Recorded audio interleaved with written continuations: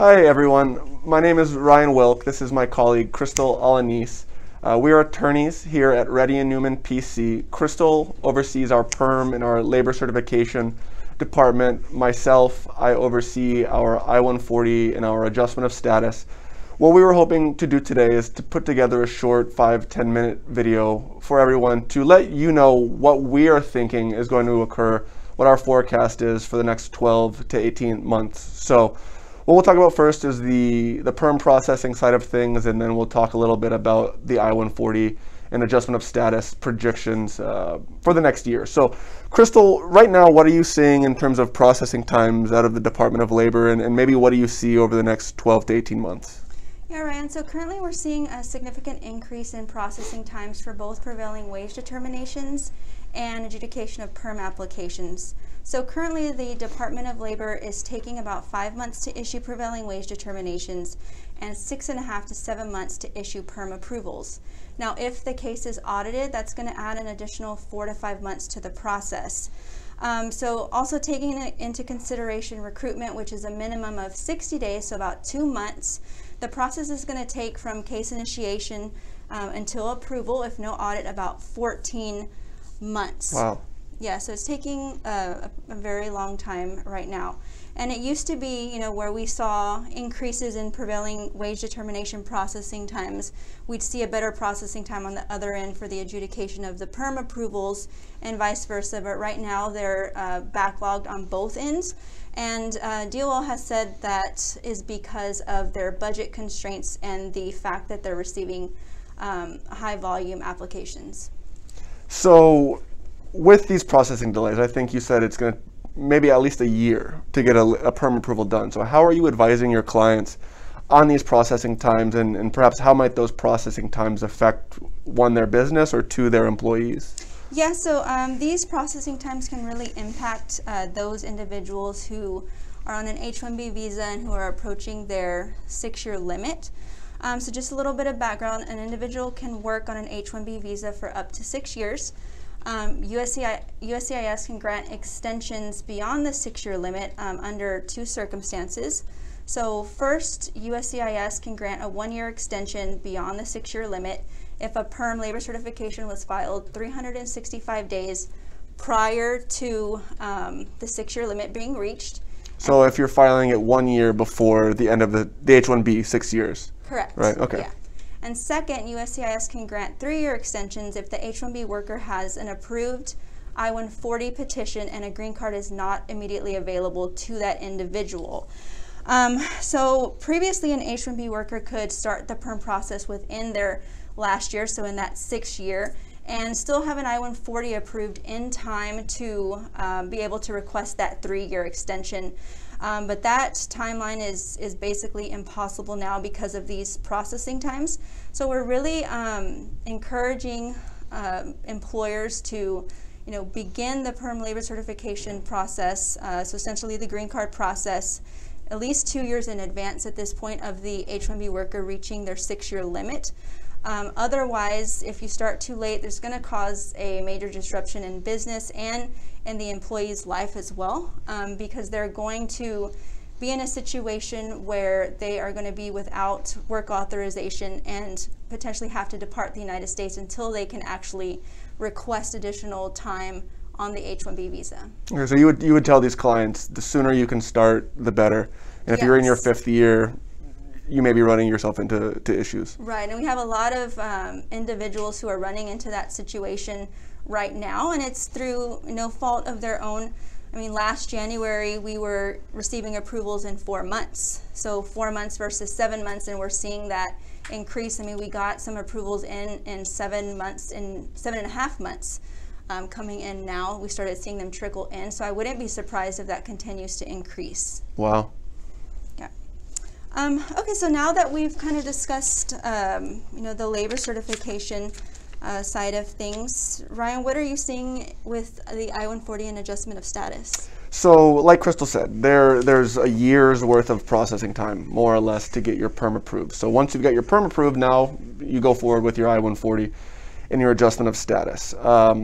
Right now, what we're seeing is the processing times are about 4 to 6 months in regular processing.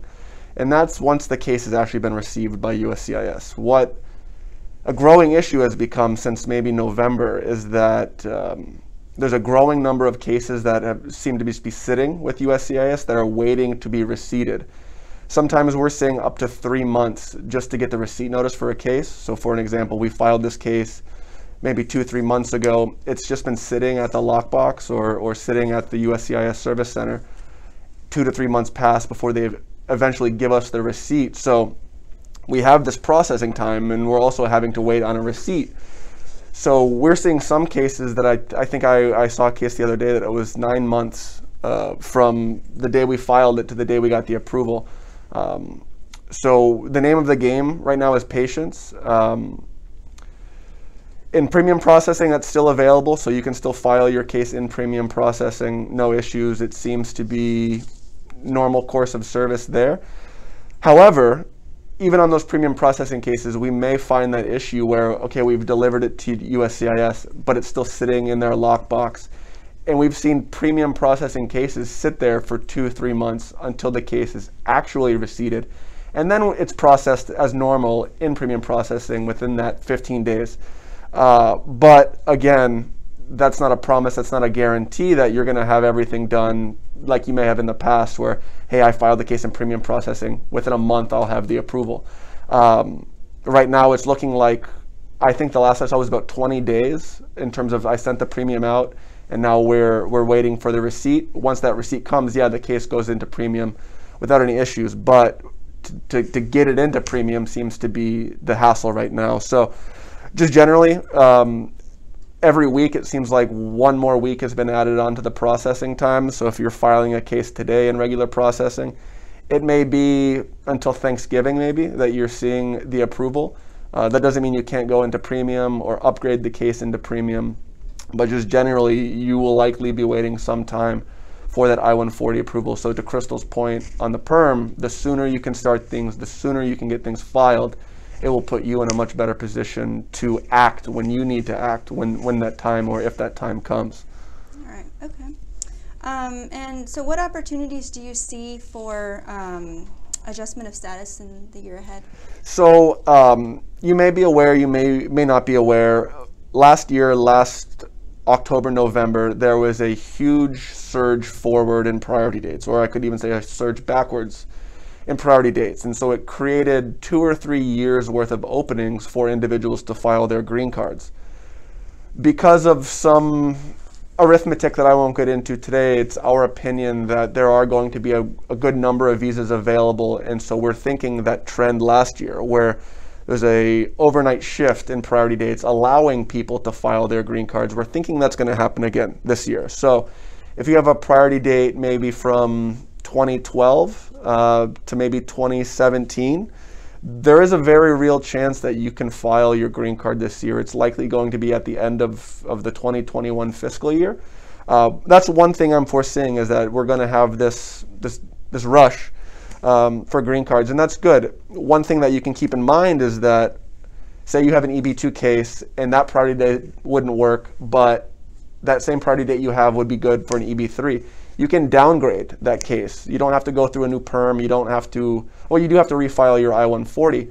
You're just selecting one smaller box on the I-140 form so that you can fit into the green card category in EB3, even though you may have had that previous labor done as EB2.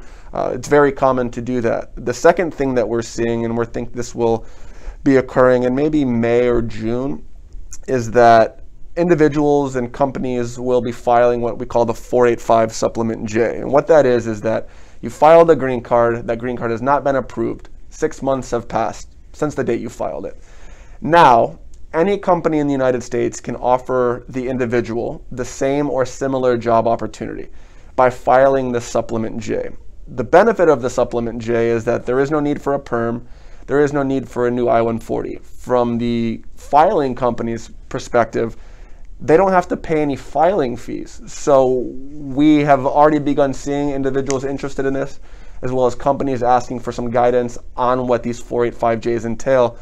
So those are two things that I think are going to reasonably occur this year. Is one, these 485Js, those filings, there's nothing wrong with them.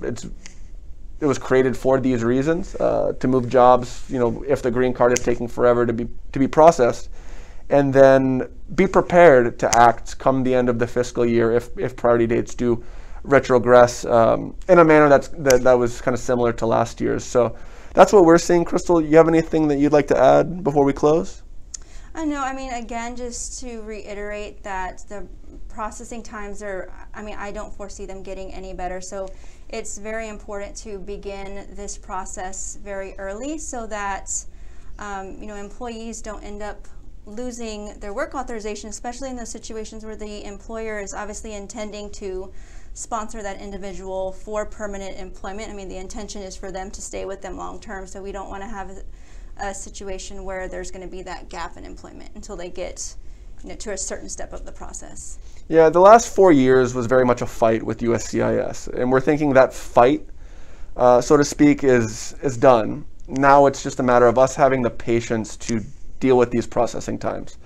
And for you as business owners, for us as attorneys, to have that forethought to get things started as quickly as possible so that we can avoid any unfortunate consequences down the line in terms of losing those work authorizations, maybe losing a gap in your ability to place your employees on projects and continue to grow your business. So everyone, thank you for your time. Thank you for joining us. I'm Ryan Wilck. This was Krystal Alanis of Reddy & Newman PC. Please join us again. Thank you. Thank you.